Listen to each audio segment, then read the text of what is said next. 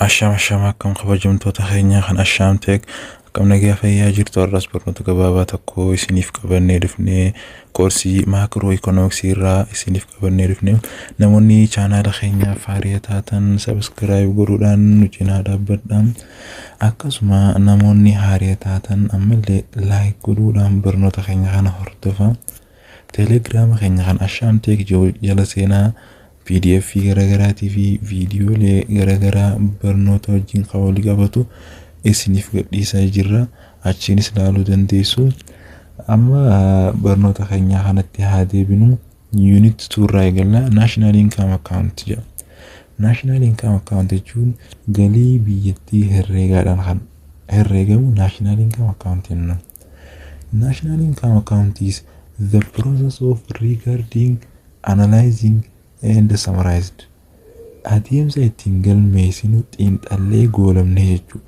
the total income of one country waliigala galii biyya takkaa kan ittiin record goonu national income account jennaan. GDP jechuun it is value of all goods and services produced in one country akkasuma oomisha waliigala goodis haa ta'u service haa ta'u kan oomishame biyya takka keessatti during the year waggaadhaatti jechuu kan galu akkasuma kan waggaadhaatti xumuramee analyzed summarized ta'ee total income isaanii galu GDP in one country.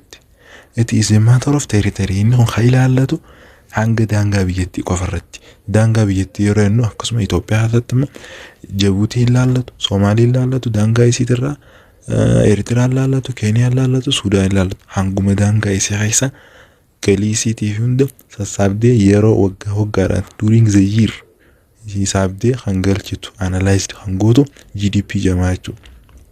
Fakkeenyaaf kana itti deebisnee ilaalla GNP jechuun ammas it is overall of the economic activity produced in citizens waliigala diinagdee biyya takkaa kan oomishame lammiilee isiitiin biyya fedhaatu kan lammiilee isiitiin oomishame GNP jalatti keenyaa jechuudha lammiilee isiitiin kan oomishame kaayamu jechuudha akkasumaatti akka hubattan fakkeenya halaal fakkeenya waa'ee GNP fi GDP irratti example Ethiopian labor live in Saudi Arabian produce nama hojjetaa humnaan hojjetu tokkootu Saudi Arabia keessa jiraata oomishaa jechuudha output in Saudi Arabian counted as part of Ethiopian GDP inni kun maal hojjeta Saudi Arabia keessatti hojii hojjeta hojii humnaa takka jechuun fayyadamee bu'aa argata inni kun Itoophiyaan maal jettee asirratti galmeeffattee gurbaasan namticha Itoophiyaa laabarteessan Saudi jiraatu GNP akkasumatti GNP jalatti saamnaa jechuun lammii Itoophiyaa waan ta'eef Saudi keessa hojjetu malee lammii isaa Itoophiyaa waan ta'eef akkasumatti Itoophiyaa keessatti GNP jalatti qabnaa fi jechuun in the citizens waan ta'eef garuu GDP jalatti hin barreessinu inni maaf biyya keessa ala jira. Example lamaffaa yoo ilaallu ta'e the value of road built by China company China tokko kan karaa ijaarsa karaa ijaaru tokko Itoophiyaa keessatti ijaaru haa ta'u Chinaadhaaf maali?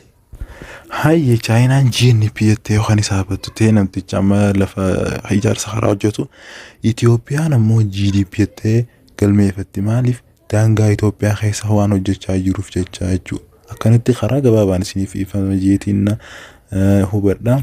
Mee amma types of GDP haa ilaallu. Types of GDP real GDP and nominal GDP bakka lamatti qoodamu. Real GDP it is the value of all final production during a given period based on the prices base year.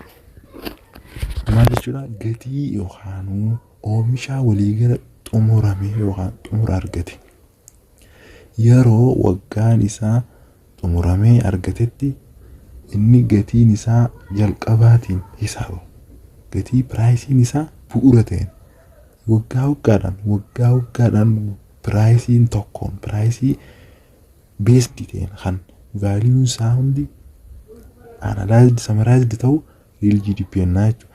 Formulaan isaa karaa gabaabaan namaaf ibsama.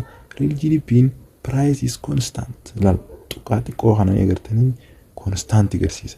Price is constant plus quantity is it is the change or year to year akkasitti hisaabama. Amma pricing dhaabbataadha waggun base year asitti maal pricing base year yeroo hunda quantity kanaatu waggaa waggaan jira.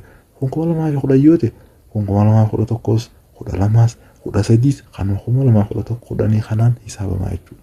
Okay, fakkeenyaaf jinna haala salphaan isiniif gala jeetii yaada nominal GDP tti yaada baru. Nominal GDP is the value of all final production during the time period of the production during the time jira. Garaagarummaa real GDP kana oomisha xumuramee yookaan final argate hunda isaa kan yeroodhaan oomishamu maal goota ittiin hisaabdu yookaan xiinxaltee galchitu nominal GDP ta during the time yeroo isaatti waggaa 2010 hojii 2010 hojii kudha takka hojii akkuma nooti formulaan isaa kanatti pricing plus quantity hojiin keessaa jechuudha. Nominal GDP is equals to price plus quantity akkanatti waliin hisaabtaa jechuudha. Okay, example isaa yoo halaalluti amma price maangoo irratti fakkeenya isaati. Maangoon gatii maangoo bara 2010 takkaa fi 12 bara 3 kan irratti ilaalla. Amma pricing bara 2010 qarshii 500 2010 takkaa 300 2012 200 quantity isaa hanqi isaa abbaan 3 yookaan firii 3 firii 5 fi firii 6 akkanatti gurguramaa ture bara isaa kana keessatti jechuudha. Yeroo kana daleenu maal general GDP irratti hojjaataan ta'e price is constant jechuun kanuma waggaa kana hundaan baay'ista deebisaa isaanii argataa jechuudha. Maaliif pricing base year jechuun jalqabaa kana jechuudha. Jalqabaa kana hunda isaatiif hirtaan baay'ifte jechuudha. Yeroo baay'ifte deebisaa isaa kan argata. 500 baay'isuu 3 500 dhufa akkasuma 500 baay'isuu 5 500 akkasuma 500 baay'isuu 300 akkasumatti ida'amaa dhufa jechuudha. 300 akkasumatti baay'isuu 600 goote 300 ta'a jechuudha. Akkasuma ammaas real GDP eeguuf inni nominal GDP irratti yaada barru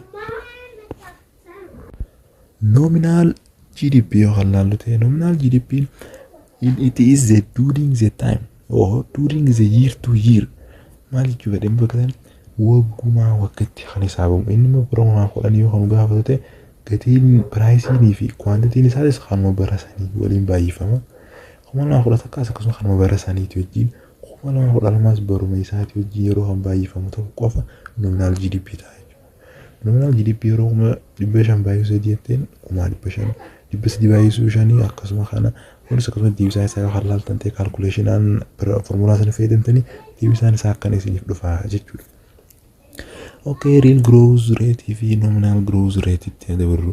Real growth rate jechuun real growth rate amma fakkeenyaaf bara kana akkamatti keenya akkuma fakkeenya salphaa isiniif ta'utti real GDP bara 2010 minus real GDP bara 2009 bara tokko irraa hir'ista. Over kanuma bara 2009 si barreessine asumatti itti deebisna jechuudha. Times 100. Formulaan isaa akkanatti qabamu qaba jechuudha. Shamaddatu qabdan nominalittis akkasuma shamaddamu qaba. Nominal GDP nominal growth rate bakka kanatti dhiifama. Nominal GDP godhe nominal growth rate bira homaa fudhanii nominal GDP wajjin asitti real GDP real growth rate real wajjidhaan akka karaa gabaabaa jechuudha. Real wajjin real growth rate real GDP bara saniiti wajjin nominal growth rate nominal GDP wajjin nominal GDP growth rate bira homaa fudhanii nominal GDP bira homaa fudhanii hir'isuu akkuma isaa kanatti formulaanis takkuma jechuudha. Nominaaluma qofaan nominaalii baay'ee argattaa jechuudha. Real growth rate is real GDP dhaan argattaa jechuudha. Example isaa kana haalaallu jennu. Fakkeenya kana akkuma kan real GDP fi nominal GDP irra hojjenne kan dabaresanii asumaan fakkeenyuma kana irratti ilaallanne real growth rate fi nominal growth rate dalaguu diin akkuma fakkeenya kana bakka tanas ammas naaf kolchaa real growth rate fi nominal growth rate dha.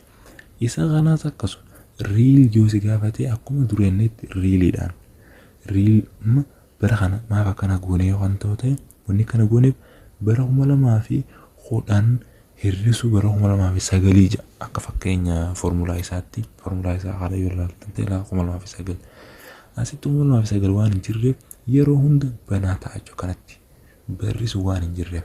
Bara 2010 bakka lamatti barreef. Gubbaa isaattii fi isaas ni hirtaachuu jalatti 2010 dabalatee 2015 500 hirriste 500 hirtee dhibbaan baay'ista deebisaa isaa 66 riilii yoo isaaf dantee akkas dhufaa jechuudha. Akkasuma kunis akkasumatti hojjetamaa jechuudha kunis. Amma kan itti aanu nominal growth rate. Nominal growth rate'inis akkasuma nominal GDP dhaan waliin baay'iftee hirtaa jechuudha. Kunis barri isaa waan 9 hin jirre nominal irrattis akkasuma banaa keenyaa jechuudha. Yaanni itti aanu bara 2010 akka irratti 500 finne. 2010 ogguu hir'isnuuf 500 finne. Kun 0 ta'a jechuudha. Gadittis 2010 yoo hir'uuf 0 ta'a. 0 baay'isuu dhibbaa 0 waan ta'u wanni takka asitti garaa guddina hin garsiifne jechuudha. Asitti guddina isaa xiqqaachaa dhufe jechuudha. Asittis akkasuma biitii bakka kasaaraa keessa galtee jechuudha. Negatiiva keessa galtee jechuudha biyyattiin sana. Osoo baay'istee hirtee deemtee jechuudha akka nominal GDP formulaa kanarratti ilaallattanii kan daleedantee akkasumatti karaa salphaan isiniif hojjetama. Har'aaf kun har'aas irratti nuuf gahaa PDF kana kan barbaadan ta'e Telegram keenya Ashaamteek kan jiru seenaa loogoo wal fakkaataa YouTube keenyaatti wajjin kan qabu saniifuu barnoota keenya kanarraa asitti dhaabbisnaa. Inni itti aanus akkasumatti taayippii isaatii wajjin qindeeffannee walitti deebinaa barnoota gaarii isiniif haa ta'u qoodhaa jabaadhaa isiniin jennaa. Formulaa kana hunda shamaddaduudhaan jajjabaadhaa uummata keenya qoonnaa gaarii isiniif haa ta'u nagaatti.